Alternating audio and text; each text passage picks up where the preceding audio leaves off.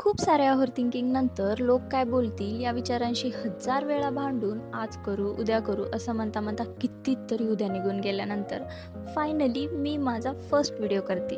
So hello, मी श्रुती. असं आहे ना, प्रत्येकाचं एखादं एक स्वप्न असतं, प्रत्येकाची एखादी आपली आवड असते. पण अनेकदा आपण फक्त एवढंच म्हणत राहतो, मला हे आवडतं, मला हे करायचं. पण त्या आवडीसाठी कधी वेळच काढत नाही. कधी अभ्यास, कधी काम, कधी जबाबदाऱ्या, तर कधी फक्त आणि फक्त भीती. यामध्ये अनेक स्वप्न मनातच राहून जातात. पण सुरुवात परफेक्ट नसली तरी चालते बरं का. पण सुरुवात होणं हे खूप महत्त्वाचं राहतं. कारण काही स्वप्न पूर्ण करण्यासाठी फक्त पहिलं पाऊल उचलावं लागतं. आयुष्यात आपल्या आवडीच्या गोष्टी केल्या की मनात एक वेगळाच आनंद आणि एक वेगळंच समाधान असतं.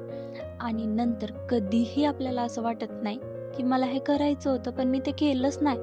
म्हणून स्वतःला एक संधी देऊन बघा. कारण आपण जेव्हा स्वतःवर विश्वास ठेवतो तेव्हा नक्कीच काहीतरी खूप चांगलं होतं.